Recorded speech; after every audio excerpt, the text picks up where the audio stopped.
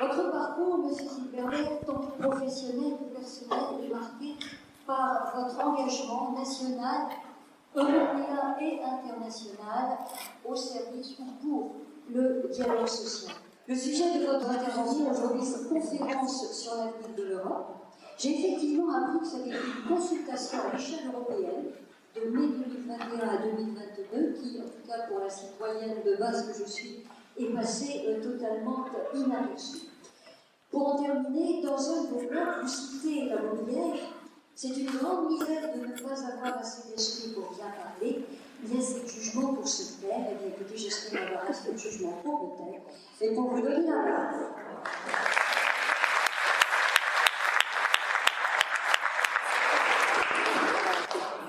Merci à Martine, notamment, d'avoir fait la mise au point que je comptais faire sur l'intitulé de mon intervention. Parce qu'on il y a un blog, vous pouvez vous inscrire. Conférence sur l'avenir de l'Europe, c'est l'exposé de mon point de vue sur ce futur.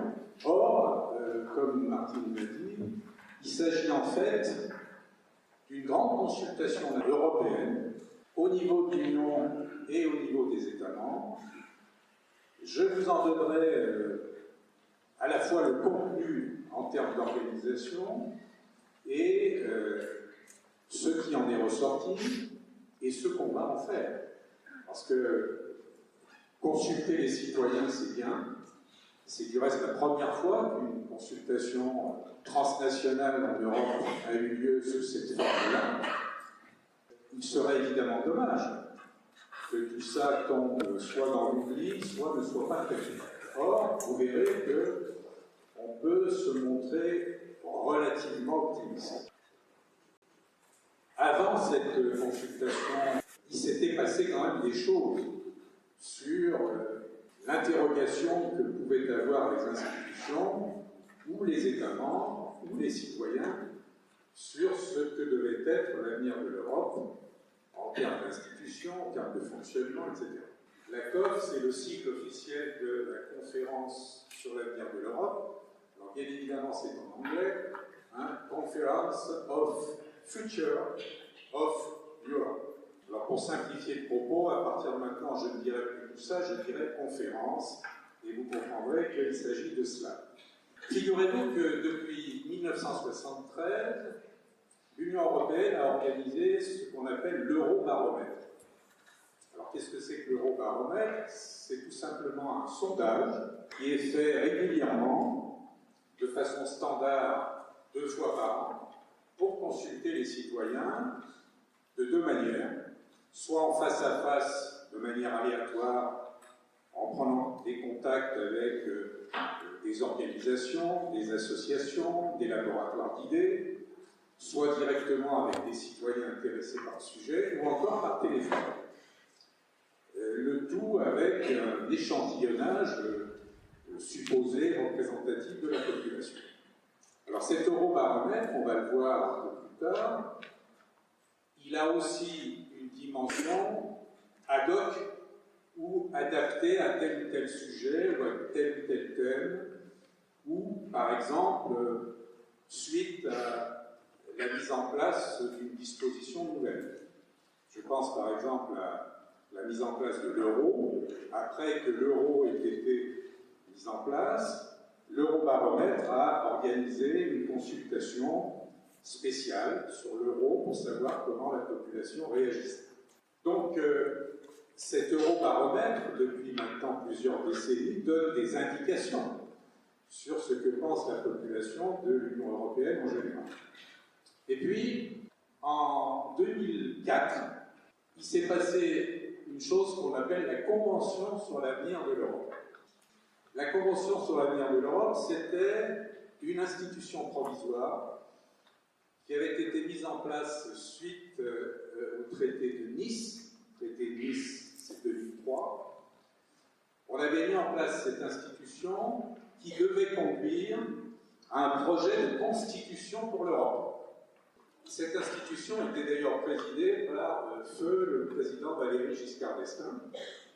Le projet n'a pas pu aboutir puisque il devait être confirmé par référendum dans un certain nombre de pays délégation française a refusé par 55% la mise en place d'une constitution, puis les Pays-Bas ont fait de même, ce qui fait qu'on a abandonné le projet. Donc pas de constitution pour l'Union européenne, sachant que, quelques années plus tard, nombre de dispositions qui figuraient dans le projet de constitution ont été repris à l'issue de la négociation du traité de Lisbonne. Et puis, le livre blanc sur l'avenir de l'Europe. Alors là, on est en 2017, un an après que les Britanniques aient décidé par référendum de quitter l'Union européenne. Et évidemment, c'est un choc très important parce qu'on ne s'y attendait pas vraiment. Et M. Juncker, le président de la Commission européenne de l'époque, a sorti un livre blanc, publié en 2017, donc, qui avait manifestement une certaine amertume. Alors, qu'est-ce qu'il disait, ce livre blanc? Grosso modo, bon, constatons que l'Europe a du mal à avancer. Nous étions 28, nous sommes désormais 27. Ça reste difficile de travailler à 27, donc replions-nous sur un certain nombre de sujets qu'on traitera plus vite et mieux. Et puis, ceux qui veulent avancer plus vite peuvent le faire de façon séparée. Par exemple, l'euro n'a pas été fait avec l'ensemble des États membres de l'époque. L'euro a été fait d'abord avec 11 pays, puis ensuite ça s'est étendu, et aujourd'hui on a 20 pays qui sont dans la zone euro, puisque la Croatie vient d'y entrer au 1er janvier 2023. Ça, c'est l'aspect difficile à comprendre de l'Union européenne, parce que l'Union européenne ne fonctionne pas de façon visible et de façon homogène. On a des avancées, puis des reculs, et puis on avance à quelques-uns, et puis tous ne sont pas d'accord, etc. Enfin, le Parlement européen, j'ai failli dire avait convoqué, il a invité les chefs d'État et de gouvernement des États membres à intervenir devant le Parlement européen pour exposer leur point de vue sur l'avenir de l'Europe. 20 chefs d'État et de gouvernement se sont prêtés à ce jeu, presque tous. Ces 20 chefs d'État et de gouvernement qui se sont succédés pendant 2 ans ont démontré que ce que tous avaient en commun, c'est l'idée que l'Union européenne était un bienfait pour les États membres et que le travail en commun permettait d'être plus fort et de traiter des sujets de façon beaucoup plus facile qu'en ordre dispersé. Ça, c'est, disons, l'unité de ce qu'est le Conseil européen. Je vous rappelle que le Conseil européen, c'est l'institution qui rassemble les chefs d'État ou de gouvernement. En revanche, ces 20 chefs d'État et de gouvernement, parmi lesquels il y avait notamment M. Macron pour la France et Mme Merkel pour l'Allemagne, ont exposé aussi des divergences. Par exemple, pour la Grèce, qui à l'époque était dirigée par un socialiste, voulait une avancée sociale beaucoup plus importante, tandis que d'autres freinaient des cas de fer. Je pense par exemple à certains pays scandinaves. Ce qui est d'ailleurs paradoxal, parce que les pays scandinaves, qui sont à la pointe du social, bizarrement, préfèrent jouer bande à part et ne sont pas tellement enclins à considérer que ce serait un bienfait pour tout le monde que l'Union européenne avance sur le domaine social. Les chefs d'État et de gouvernement qui ont été auditionnés au Parlement européen ont démontré par ailleurs qu'il était probablement difficile de trouver un accord unanime sur l'évolution des institutions, autrement dit sur la révision des traités. Pourquoi?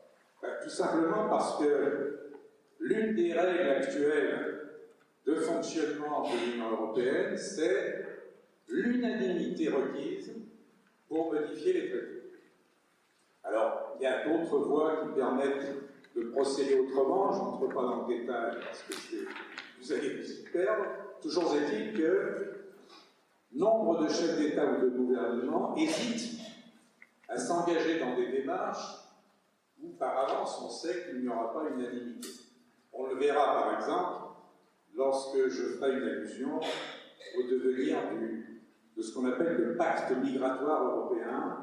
Voilà sur les réflexions en amont de cette conférence. Alors, rendons hommage à notre président français Macron, c'est lui le premier qui a eu l'idée de proposer la mise en place de cette conférence. Alors, voyons maintenant comment cette conférence s'est mise en place, comment elle s'est organisée et comment elle était composée. Alors, je ne vais pas rentrer dans le détail non plus, ce n'est pas la peine. L'essentiel, c'est de retenir ce qui va aboutir à quelque chose de visible et d'intelligible. Alors, vous avez le rappel des dates, donc ça a démarré le 9 mai 2021 et ça s'est fini le 9 mai 2022. Donc, 1 an de travail. Sachant qu'à l'origine, puisque le démarrage de cette conférence devait avoir lieu en 2020 et durer 2 ans. Vous savez très bien qu'en 2020, on avait d'autres préoccupations. Donc on a décalé d'1 an et puis on a dit, bon, bah, finalement, on va travailler sur 1 an, ça devrait suffire. Le dispositif a prévu d'une part ce qu'on appelle une plateforme numérique. Alors cette plateforme numérique, c'était un accès Internet ouvert à tout le monde, tout citoyen européen, sans aucune restriction, sans mot de passe, sans quelque réticence que ce soit, pouvait accéder à cette plateforme et faire part de ses idées, de ses préoccupations, de ses projets, le tout permettant ensuite d'avoir des échanges entre ceux qui avaient émis des idées et ceux qui, en lisant ces idées, rebondissaient, etc., etc. Je précise que l'organisation technique de cette plateforme a été faite non pas par les institutions européennes, mais par des organismes extérieurs et indépendants, avec une modération, bien sûr, pour éviter les élucubrations ou les insultes ou les démarches racistes, pour les éliminer du débat. La démarche prévoyait des panels de citoyens. Je vous rappelle qu'un panel, c'est un échantillonnage représentatif de la population. Et puis, pour chapeauter ce dispositif, une assemblée plénière.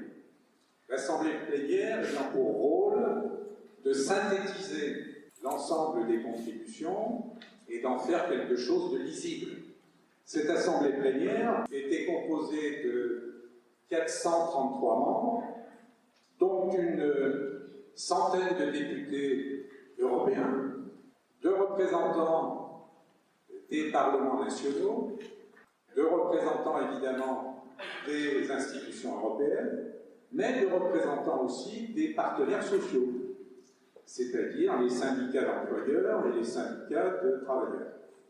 Je rappelle que dans le jargon européen, on ne dit pas salariés, on dit travailleurs. Parce qu'il y a des gens qui ne sont pas salariés et qui pourtant travaillent.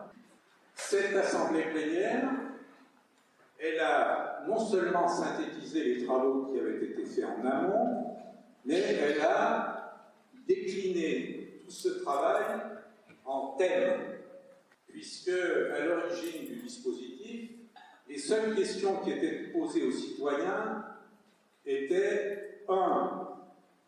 Quel est votre point de vue sur l'avenir de l'Europe? 2. Que faut-il faire pour faire évoluer les institutions européennes? Et, en parallèle, si je puis dire, quelle est votre vision de l'Europe à l'horizon 2050? Alors pourquoi 2050? J'y reviendrai, vous verrez que c'est en lien avec une des orientations de l'Union européenne. Donc ces 9 thèmes, plus, je dirais, un tiroir, autres idées pour ceux qui ne pouvaient pas être classés dans les 9 thèmes: changement climatique et environnement, santé, économie plus forte, justice sociale et emploi, l'UE dans le monde, valeurs et droits, état de droit, sécurité, transformation numérique, démocratie européenne, migration, éducation, culture, jeunesse et sport. Donc avec ça, on balayait quasiment la totalité des 40 000 contributions. Alors ces 40 000 contributions, c'est la somme de tout ce qui est remonté de la plateforme et des panels de citoyens. Alors, un mot sur les panels de citoyens. Il y avait deux sortes de panels.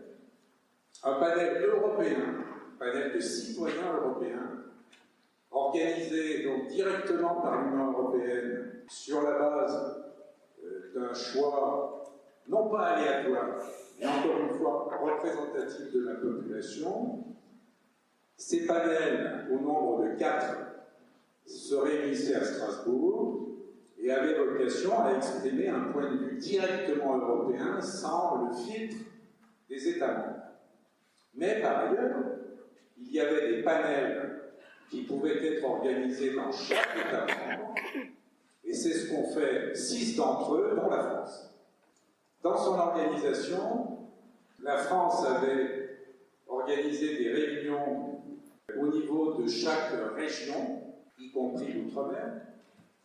Et par exemple, pour le panel de la région Auvergne-Rhône-Alpes, les réunions se sont tenues, figurez-vous, à Clermont-Ferrand. Alors j'en profite pour faire un petit sondage. Qui parmi vous avait entendu parler de la conférence sur l'avenir de l'Europe? Qui d'entre vous a participé à un panel, notamment à Clermont-Ferrand? Alors, cet événement considérable a fait l'objet, dans les médias français, plus exactement, n'a fait l'objet d'aucun compte-rendu dans la plupart des médias français. C'est la raison pour laquelle un événement de cette importance est passé carrément à la trappe. Alors, il est vrai qu'entre-temps, il s'est passé des événements beaucoup plus spectaculaires, j'y reviendrai aussi, mais il est quand même tout à fait incroyable que ce travail considérable n'ait pas été exposé, au moins pour partie, dans les médias français notamment. Alors peut-être que l'usine à gaz, si j'ose dire, européenne, d'ailleurs si l'Europe avait vraiment une usine à gaz à l'époque actuelle,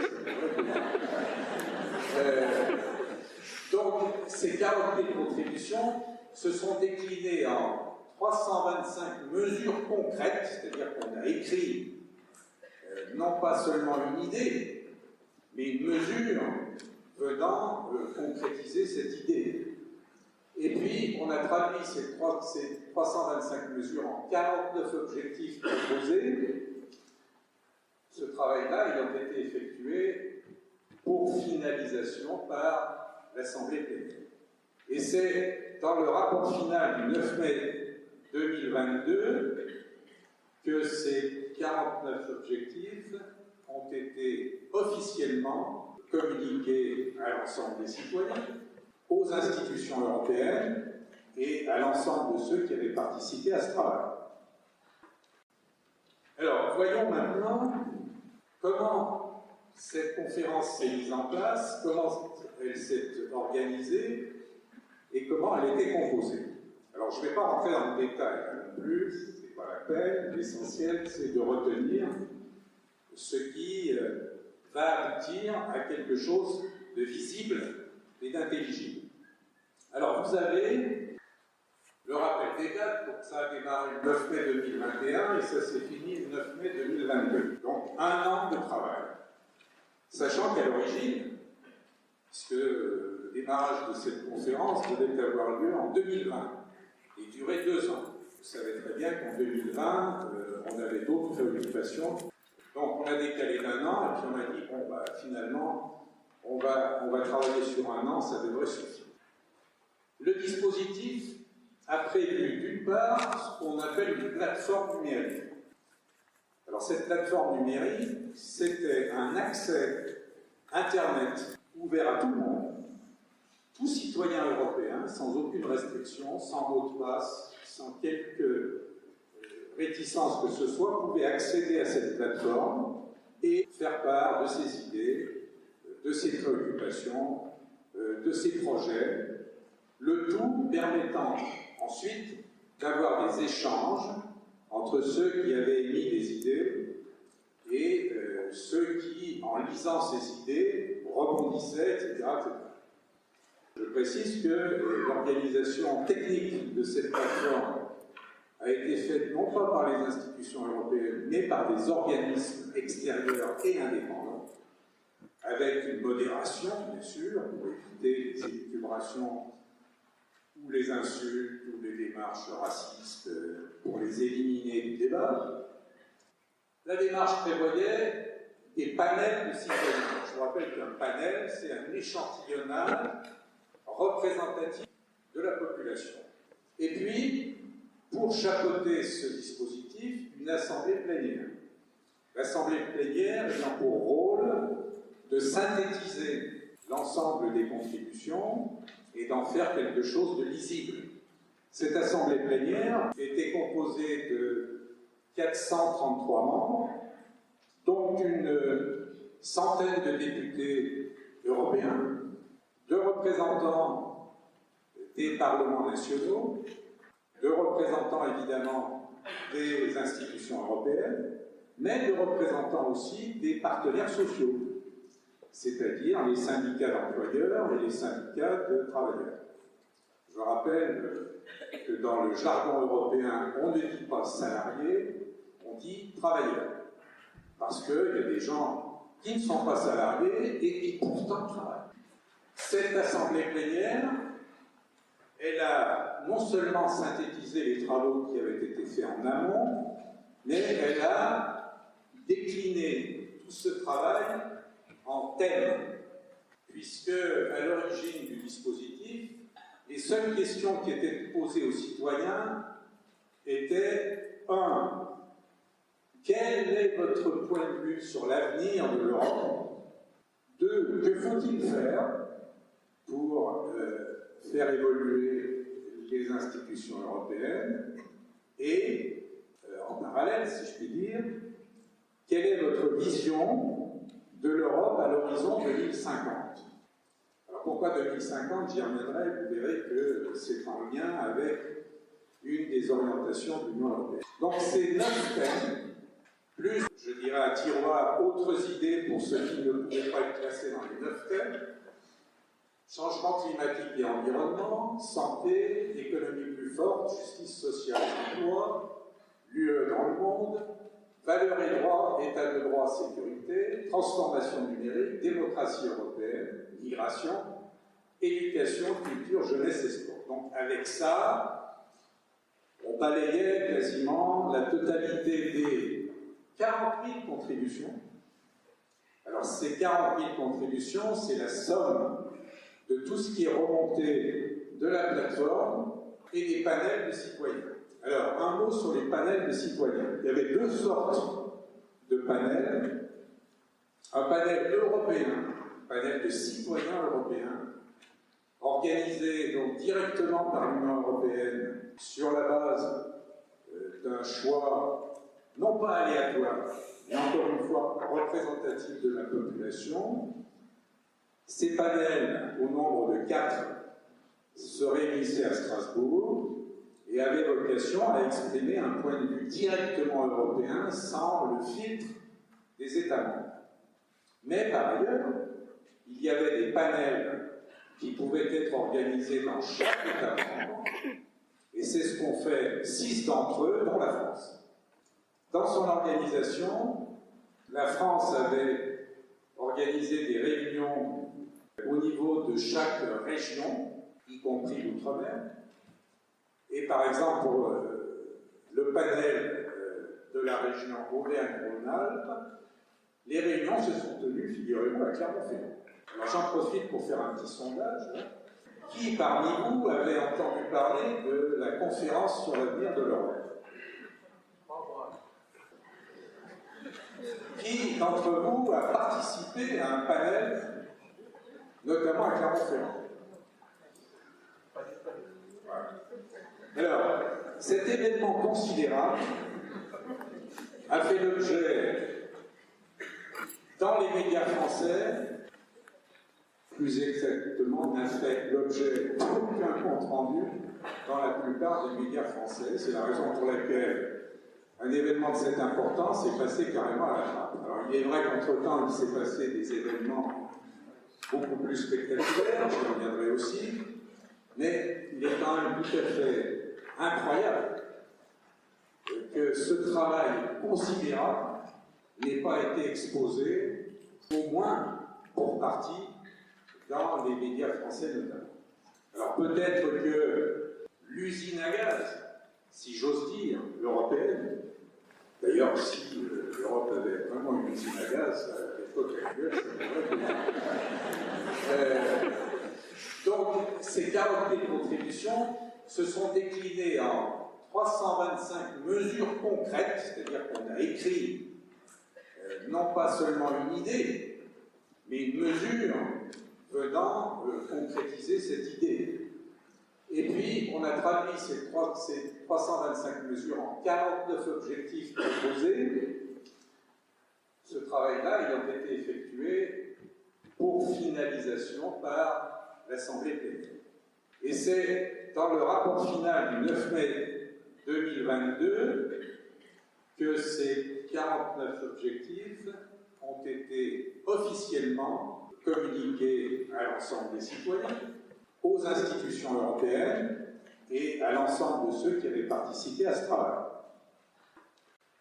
Alors voilà ce qu'on peut considérer comme étant une approche plus fine du résultat de la conférence. C'est pas moi qui ai inventé ces 7 thèmes, ça c'est le travail du Parlement européen, vous avez le logo ici, qui a consisté à regrouper dans quelque chose d'à la fois plus large et de plus facile à traiter sur le plan pratique. Alors quelques mots sur le contenu. On trouve dans renforcer la dimension sociale de l'Union, je précise qu'il n'y a pas d'ordre hiérarchique, hein. C'est pour ça que je n'ai pas mis 1, 2, 3, etc. Ça traduit quand même, dans l'ordre qui a été donné par le Parlement européen, les préférences des citoyens. Donc renforcer la dimension sociale de l'Union, ça veut dire à la fois développer l'aspect social pour qu'il soit considéré comme aussi important que l'aspect économique. Ça veut dire traiter au niveau de l'Union européenne des choses qui actuellement ne le sont pas, ou font l'objet de la seule compétence des États membres. Bon, protéger l'environnement, c'est naturellement ce qui regroupe la totalité des problématiques climatiques, tout ce qui, de près ou de loin, a un rapport avec la pérennité de la planète. Rendre l'Union plus autonome, ça veut dire à la fois peut-être augmenter les pouvoirs de l'Union européenne, peut-être faire en sorte que son fonctionnement soit enfin lisible par les citoyens, sensibiliser et encourager l'éducation sur l'Union, mais c'est toute la problématique de la méconnaissance des institutions européennes que l'on constate tous les jours, parce que les citoyens ne sont pas informés d'une part, ou s'y intéressent moyennement ou pas du tout, parce que c'est trop compliqué. Ensuite, on a créé un processus décisionnel plus inclusif. Là aussi, on retrouve le jargon européen. Ça veut dire en clair, faire en sorte que les décisions prises par l'Union européenne soient plus démocratiques et intègrent les citoyens eux-mêmes, soit par des consultations du type de la conférence, soit par des référendums, bref, par tout moyen à caractère participatif. Renforcer le rôle international de l'Union, alors là, ça concerne toute la partie qui aujourd'hui est une cacophonie pas possible sur le plan international. Quel que soit l'événement qui se produit sur la planète, on a soit 27 discours, autant que d'États membres, soit au mieux un discours de l'Union européenne par la voix de son haut représentant des affaires étrangères, pour faire simple, c'est plus compliqué que ça le titre, mais disons que les fonctions du haut représentant de la politique internationale, c'est grosso modo, ce devrait être le ministre des Affaires étrangères de l'Union européenne. On n'entend pas que lui, on entend la France, on entend l'Allemagne, on entend la Hongrie, etc., etc. Alors il est évident que sur le plan international, l'impact est désastreux. Je ne sais plus quel président américain avait dit l'Union européenne. Quel numéro de téléphone? Construire une société plus humaine, là-dedans, il y a à la fois ce qui est dans la dimension sociale, mais il y a aussi tout ce qui contribuerait à faire en sorte que le citoyen européen ait vraiment très concrètement une relation humaine avec les institutions.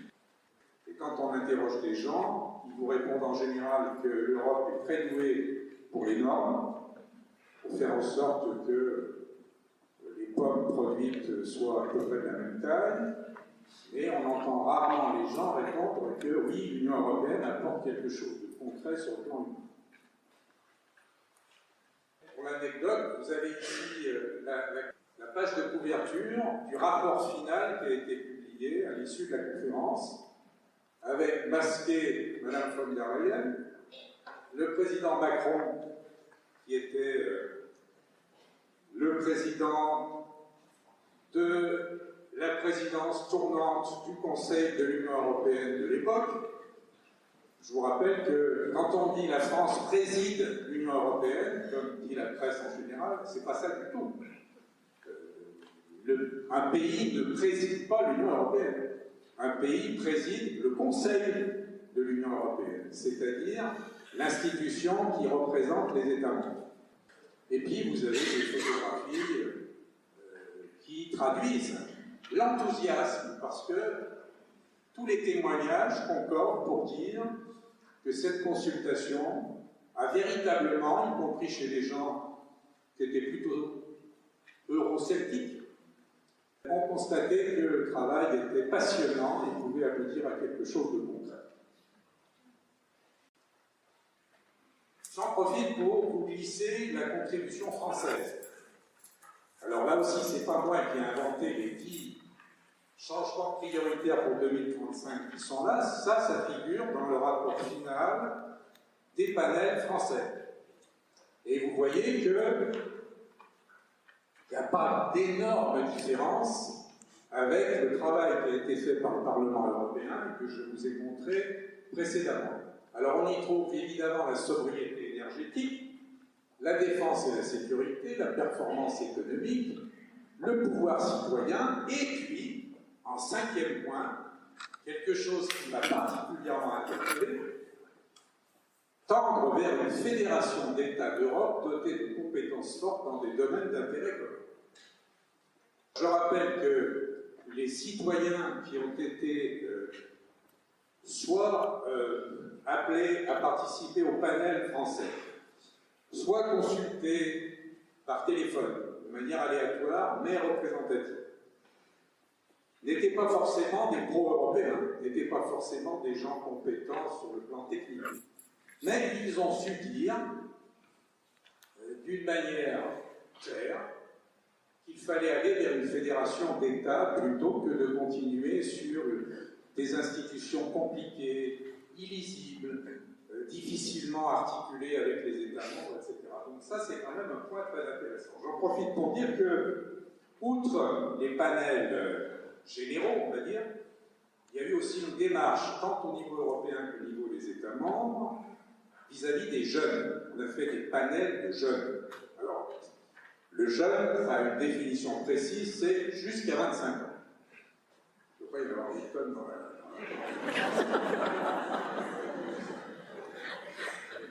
Alors, les jeunes, évidemment, c'est l'avenir aussi de l'Europe. D'une façon générale, on a constaté qu'ils étaient beaucoup plus intéressés par des sujets d'avenir, évidemment, que par des sujets qu'on peut qualifier d'un peu passéistes. Programme d'échange. Alors ça, c'est grosso modo étendre Erasmus. Tout le monde sait ce que c'est qu'Erasmus. Erasmus, c'est le dispositif européen qui va d'ailleurs au-delà de l'Union européenne, qui consiste à faire en sorte qu'il y ait des échanges entre les pays pour permettre à des étudiants français, par exemple, de faire une partie de leurs études en Irlande, d'aller faire un tour en Italie, etc., etc. Donc l'idée qui est exprimée ici, c'est de faire en sorte que ce programme puisse être étendu à d'autres gens, à des travailleurs, voire des retraités, pourquoi pas. Partager les cultures européennes par des manifestations et des événements fédérateurs, ça traduit l'idée, on n'arrête pas d'exprimer, c'est-à-dire que l'Europe n'est pas connue et que toute l'agitation médiatique du 9 mai, où on dit une fois par an, ah, c'est l'anniversaire de l'Europe, en dehors de ça, il ne se passe pas grand-chose. Harmoniser la santé et la rendre accessible à tous les Européens par une politique commune de santé. Là, c'est probablement la déclinaison de ce qu'on a pu constater comme étant un succès pendant la pandémie, lorsque l'Union européenne, à la demande des États membres, c'est pas auto-saisi, lorsque la Commission européenne, plus précisément, a mutualisé l'achat des vaccins et la mise en place de dispositifs en termes de santé, alors que ce n'était pas de sa compétence. Et ça ne l'est d'ailleurs toujours pas. Il faut réformer les traités. Développer et piloter au niveau européen les filières stratégiques pour assurer notre souveraineté. Alors là, il y a un ordre hiérarchique. Là, on y trouve en 9e place, et vous verrez que, à l'issue de l'Eurobaromètre spécial qui a été fait après la conférence, courant 2022, et après que M. Poutine a eu l'idée saugrenue d'envahir l'Ukraine, l'ordre hiérarchique a été un peu bouleversé. Et ce qui était en 9e place est largement remonté. Donc là, l'idée, c'est l'indépendance énergétique. Et enfin, améliorer la protection des milieux et des écosystèmes, donc tout ce qui concerne la protection de l'environnement, le dérèglement climatique, etc. Donc les Français, à l'époque, ont considéré que c'était le moins important. Alors, à propos d'Eurobaromètre, c'est en anglais, hein. Désolé, figurez-vous que la première langue de travail de l'Union européenne, c'est l'anglais. Et bien que nos amis britanniques nous aient quittés, ça reste l'anglais. Rassurez-vous, il y a 24 langues officielles en Europe, mais il faut le temps de la traduction. Ça prend un certain temps. Donc pour l'instant, cet Eurobaromètre-là n'est disponible qu'en anglais. Alors qu'est-ce qu'on y trouve? Donc cette consultation, elle a eu lieu en gros entre juin et septembre 2022, après l'invasion de l'Ukraine. Donc vous avez ici la constatation que 2 tiers des Européens sont plutôt optimistes. C'est rassurant. En revanche, il y en a un peu moins de 50% qui ont confiance dans l'Europe et ses institutions. Sauf que là, vous avez 3 pays où la confiance est la plus élevée: Malte, petit État, le plus petit, Lituanie et Portugal. Mais bon, si on est optimiste soi-même, on peut dire que, allez, 50% de la population a confiance dans les institutions européennes, c'est pas si mal. Là, vous avez les 5 priorités qui ont été sanctionnées, si je puis dire, par la consultation dans la période que je viens d'évoquer. 34% défense et sécurité. Je vous rappelle qu'on est après l'invasion de l'Ukraine. Il est probable, En 2021, si on avait posé les mêmes questions, on n'aurait pas tout à fait ce pourcentage-là. 26% rendre l'Union européenne et les États membres plus autonomes. 24% faire face à la situation économique actuelle, qui n'est pas extrêmement reluisante. On a aujourd'hui une inflation galopante en Europe. Ça peut atteindre jusqu'à 25% en Slovaquie. Ça frise les 20% dans les États baltes. On est aussi autour de 20% en Hongrie. En revanche, la France s'en sort pas si mal que ça, puisqu'on est autour de 6%. L'Espagne étant à 5%. Donc, il y a une grande différence de conséquences économiques dans les différents États membres, du fait des performances économiques évidemment, mais du fait aussi des protections qui ont été mises en place par soit les États membres eux-mêmes, soit l'Union européenne, j'y reviendrai. 22% travailler sur toutes les questions environnementales et de dérèglement climatique. Et 21% lutter contre le chômage. Voilà l'expression relativement récente des citoyens européens. Et puis vous avez là des réponses spécifiques à des questions posées sur l'invasion de l'Ukraine. Alors, 78% sont d'accord avec les sanctions économiques imposées par l'Union européenne et la Russie. 92% approuvent les démarches humanitaires à l'égard des Ukrainiens et 90% considèrent que les migrants ukrainiens sont bienvenus sur le périmètre européen. Ici, vous avez près de 90% des citoyens qui approuvent la politique européenne de la sortie de la dépendance énergétique vis-à-vis de la Russie et qui approuvent également l'investissement dans les énergies renouvelables. À propos de la guerre en Ukraine, petite parenthèse sur l'ensemble des aides que l'Union européenne, je dis bien l'Union européenne, ces chiffres ne comprennent pas les aides apportées par chacun des États membres. Regardez par exemple l'aide financière qui était de 7 milliards en 2022 passe à 18 milliards en 2023. Vous voyez que l'aide militaire, envoi d'armes, etc., on est à presque 4 milliards. Donc on est dans des aides qui ont quand même un poids significatif.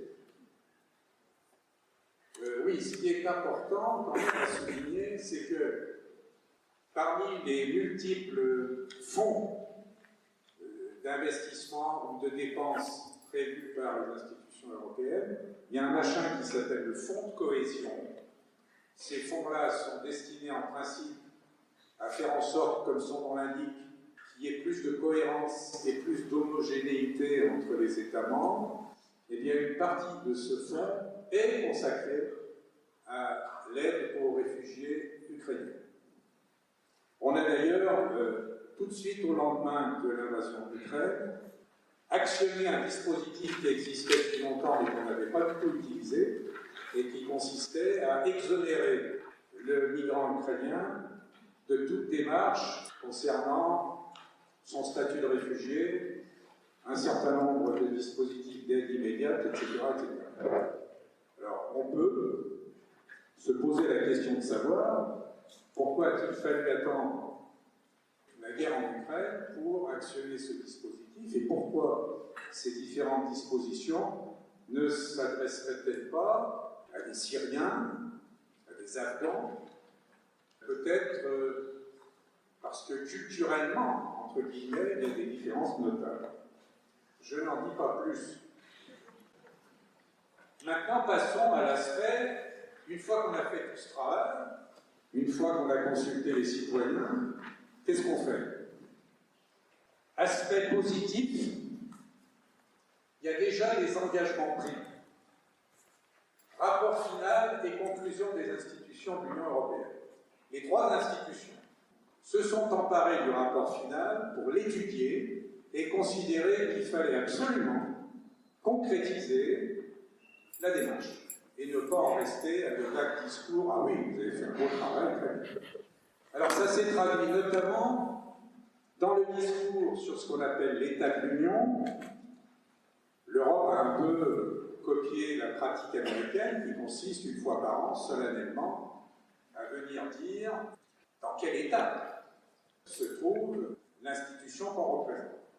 Donc dans son discours sur l'état de l'Union en septembre 2022, Madame von der Leyen a d'abord bien évidemment parlé de l'Ukraine, qui était le sujet prioritaire du moment, mais elle a aussi déclaré, in fine, que non seulement il fallait tenir compte de ce qu'avait dit la conférence, mais qu'il fallait concrètement modifier les traités si c'était nécessaire.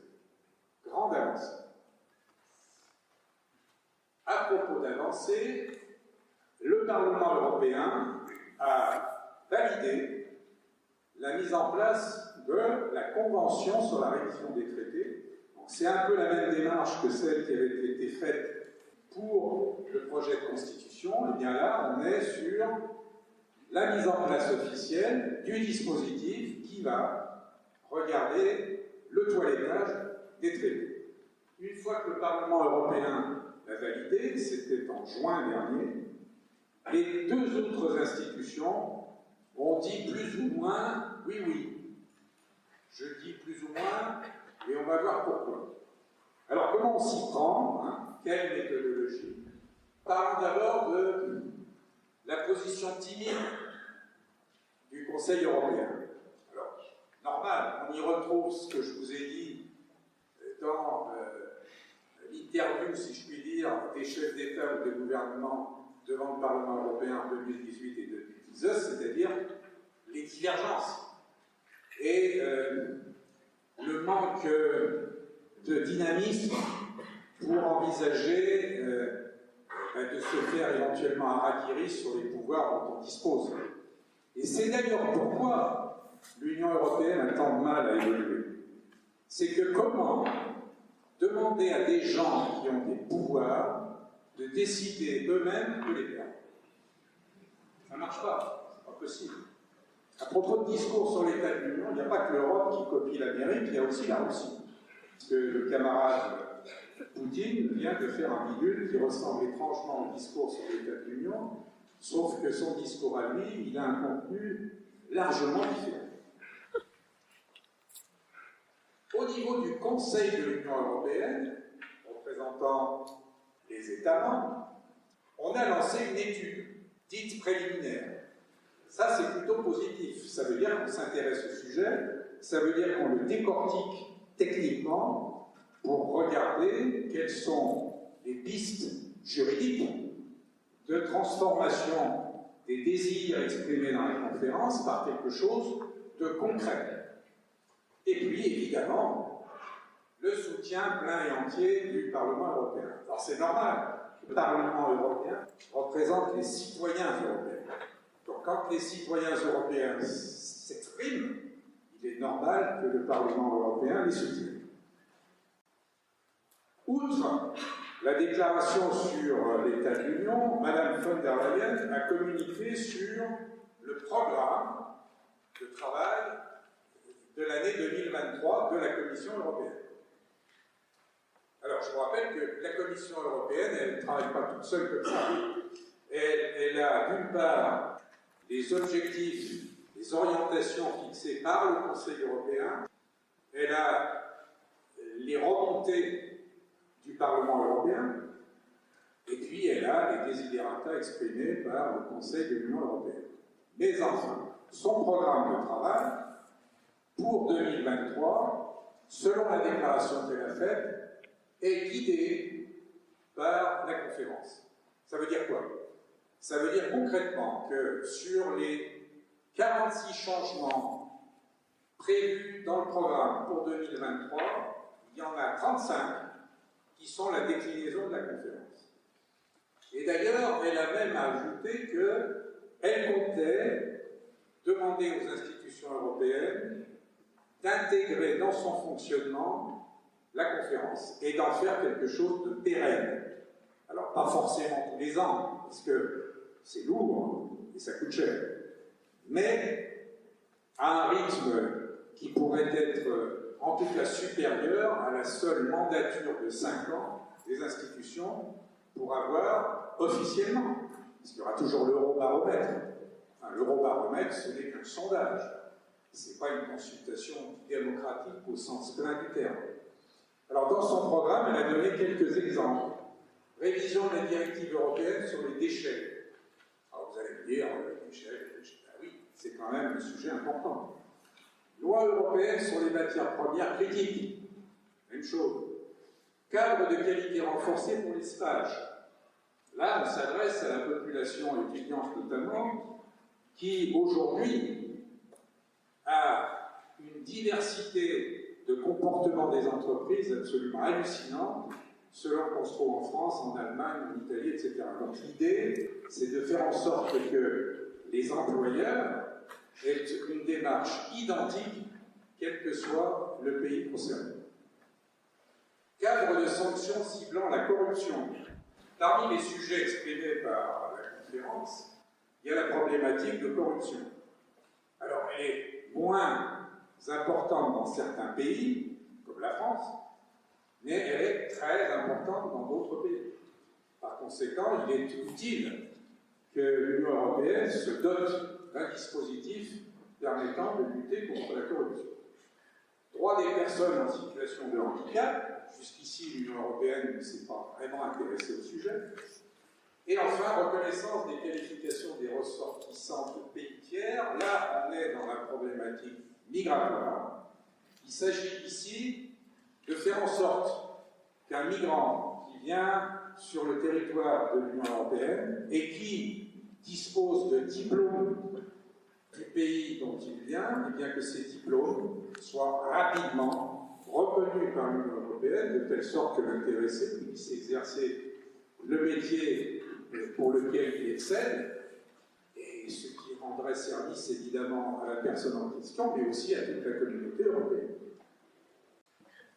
Ici, je voudrais vous dire quelques mots sur, non pas des choses nouvelles, mais des réalisations qui ont été faites et qui soit sont inachevées, soit sont susceptibles d'être perfectionnées, réorientées, et en tout cas tenir compte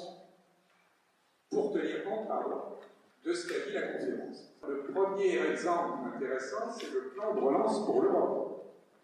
On a vu que, à l'issue de démarches qui ont été faites dans le cadre de la pandémie sur l'achat de vaccins, etc., la France et l'Allemagne ont obtenu de l'Union européenne et donc des États membres la possibilité pour l'Union européenne d'emprunter directement sur les marchés financiers et d'avoir un plan européen, et non pas l'addition de plans nationaux, qui a atteint 750 milliards d'euros pour financer les conséquences de la pandémie.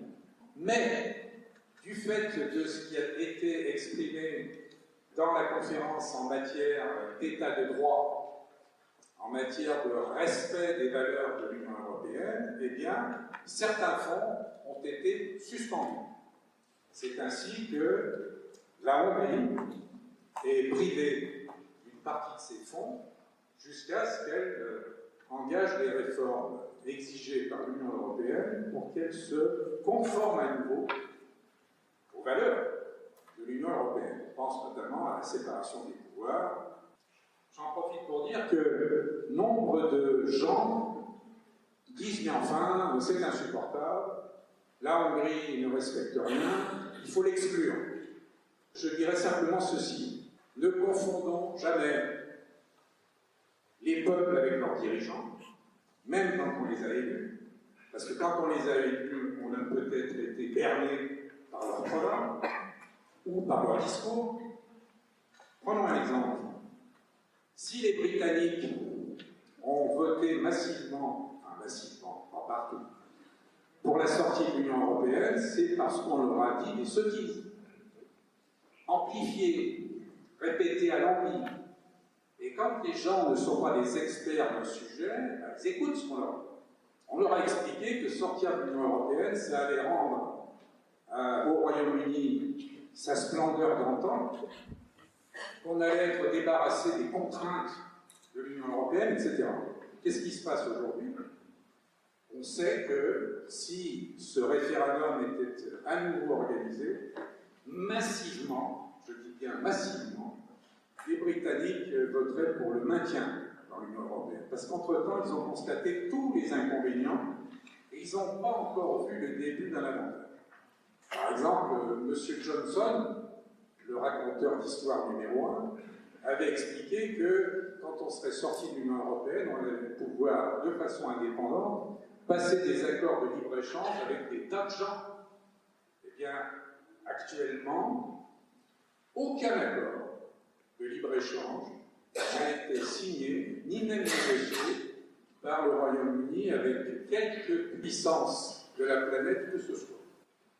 Donc, pour en revenir au sujet du plan de relance, c'est la preuve, d'une part, que quand l'Union européenne se saisit d'un sujet, soit parce que c'est conforme au traité, soit parce que les États membres le demandent, c'est plus efficace que d'agir en ordre dispersé. Et lorsque c'est de plus corrigé par une consultation citoyenne de type conférence, on aboutit à quelque chose d'un peu plus dynamique. Parce qu'avant la conférence, il n'était pas envisagé de sanctionner la Hongrie pour des tas de raisons diplomatico-pratiques. Le pacte vert européen, courant 21, la Commission européenne a annoncé la mise en place d'un dispositif qui devait conduire à la neutralité carbone en 2050, avec comme étape la réduction des émissions de carbone de 40% à l'horizon 2030. Aujourd'hui, compte tenu notamment de ce qu'a dit la conférence, l'objectif est désormais pour l'horizon 2030 de 55% de réduction des émissions de carbone. OK? Le salaire minimum européen. Alors, dimension sociale de l'Union européenne, après des années de débat, de résistance, y compris en Allemagne, qui n'avait pas de salaire minimum, on est enfin arrivé à quelque chose et on a, depuis quelques semaines, une directive européenne sur le salaire minimum. Attention, il ne s'agit pas d'un SMIC européen. Ce serait absurde d'avoir un salaire minimum identique pour la Roumanie, où le salaire moyen est de 372 €, et au Luxembourg, où le salaire moyen est supérieur à 2500 €. Donc l'idée, ce n'est pas de fixer un montant, mais un principe, et de dire que chaque État membre a désormais l'obligation de mettre en place un dispositif de salaire minimum interprofessionnel qui est en proportion du produit intérieur brut, du niveau de vie, du pouvoir d'achat, etc. Le tout étant vérifié chaque année par ce qu'on appelle le semestre européen. C'est un dispositif, disons, de surveillance de la Commission européenne sur ce que fabriquent et conduisent les États membres en termes de respect des dispositions prises. Et enfin, ce sujet auquel j'avais consacré, comme l'a rappelé Martine, une conférence, le pacte sur la migration et l'asile. La conférence a clairement exprimé deux choses. Un, il faut absolument que l'accueil des réfugiés soit digne et respectueux. Deux, il faut absolument reconnaître les compétences des gens qui viennent chez nous. Il est aberrant, par exemple, que lorsqu'un réfugié arrive en France, pendant 1 an, il n'ait pas le droit de travailler. C'est la loi. Alors, il y a des raisons qui sont historiquement explicables, mais en termes de pratique, comment veut-on qu'un réfugié ait un comportement citoyen normal quand on lui interdit de travailler? Même si les aides sociales sont là, il n'y a pas que l'aspect financier, il y a aussi l'aspect humain, de dignité. Alors, sur la migration et l'asile, là on est dans une situation très difficile. Parce que figurez-vous qu'au dernier Conseil européen, en février, donc ce mois-ci, en début du mois de février, on s'est un peu étripé. Puisque nombre de pays, à peu près une dizaine, dont la Hongrie, dont l'Autriche, ont réclamé le financement par l'Union européenne de clôtures ou de murs, bref, de bidules qui sont censés interdire le passage à l'immigration illégale. Du coup, compte tenu de la pression exercée, et compte tenu du fait qu'il fallait absolument qu'il y ait au moins un communiqué commun, à minima des discours qui avaient été prononcés, Madame von der Leyen, pour la Commission européenne, a expliqué qu'elle allait peut-être financer en quelque sorte des accessoires, des miradors, des chiens spécialisés. Enfin, toujours est-il que dans une démarche qui se veut protectrice de l'Union européenne, c'est la raison pour laquelle j'ai mis cette image-là, le haut représentant, M. Borrell, de l'Union européenne, a été obligé de dire que si les gens venaient sur le périmètre européen, c'est parce qu'ils étaient en détresse et qu'on ne quitte pas son pays pour le plaisir. Et que par conséquent, mettre des barrières, ça avait au moins un inconvénient évident, c'est qu'on pouvait difficilement examiner le statut de réfugié et constater qu'il y avait lieu d'appliquer le droit d'asile si on laisse les gens derrière le mur. D'autre part, le représentant du Luxembourg a demandé à ses co-religionnaires, si je puis dire, est-ce que vous voulez vraiment transformer l'Europe en forteresse? Donc aujourd'hui, sur cet aspect migratoire, on est très loin d'avoir une déclinaison de ce qui a été exprimé par la conférence et dont j'ai dit quelques mots tout à l'heure. Il faut absolument que les gens comprennent, puisque la défense et la sécurité sont à nouveau devenus un sujet prioritaire, que les murs n'ont jamais arrêté personne, que ça ne fait qu'exacerber l'aspect illégal de la migration, que laisser les gens se noyer dans la Méditerranée, c'est humainement indigne. Donc j'espère que le Conseil européen va se ressaisir et ne pas trop écouter les chantres de comportements absolument indignes. Je ne peux pas terminer sans traiter 2 choses.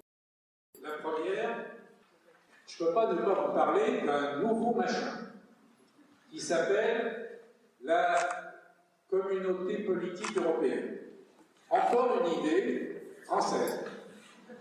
C'est M. Macron qui a eu cette idée. Sans ironie, M. Macron a, sur le plan européen, des idées qu'on peut qualifier parfois de géniales. S'il avait la même inspiration sur certains sujets franco-français, ce serait bien. Donc ce truc-là, qu'est-ce que c'est? L'idée, et du reste, à première vue, je faisais partie de ceux qui considéraient que ça allait encore un peu plus compliquer le paysage européen. L'idée, c'est de dire, pour entrer dans l'Union européenne, c'est très compliqué. On l'a bien vu, lorsque la demande pressante du président ukrainien, consistant à dire allez, prenez-moi tout de suite dans l'Union européenne, c'est pas comme ça que ça marche.